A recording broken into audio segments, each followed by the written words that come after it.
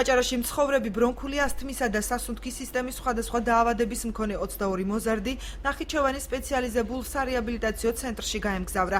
ქართველი ბავშვები აზერბაიჯანში სანატორიულ კულტურული მკურნალობის ორკვირიან კურსს გაევლიან. ბავშვებს მშობლები და აჭარის ჯანდაცვის სამინისტროს ორი წარმომადგენელი გაჰყვა. აღნიშნულ პროგრამაში ქართველი ბავშვები 2012 წლიდან არიან ჩართული. წელს პროგრამამ ორმხრივი თანამშრომლობის სახე მიიღო და აჭარის მთავრობის ინიციატივით 15 შეზღუდული შესაძლებლობის მქონე აზერბაიჯანელი ბავშვი ორი კვირის განმავლობაში ბათუმში სრული რეაბილიტაციის კურსს გაევლიან.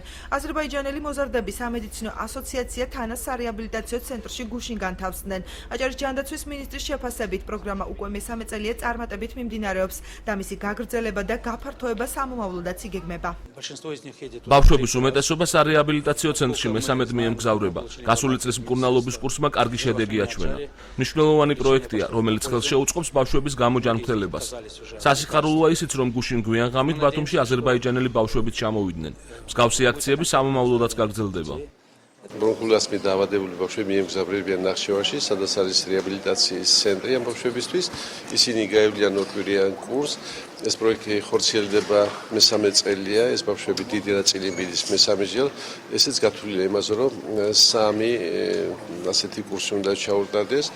ფიქრობთ, რომ შედეგი კარგია, თვითონ აღნიშნავ მშობლები ბავშვები ძალიან კარგი რემისიის პერიოდი აქვს ბავშვებს. მეორეჯერ მივდივარ აზერბაიჯანში, გამოცდილება კარგია, კარგი იყო, შთაბეჭდილება კარგი დაგვრჩა. კარგია, როდესაც ახვალ და გაიკურნებ. ესაა თავარი ამ ცხოვრებაში ჯანმრთელობა.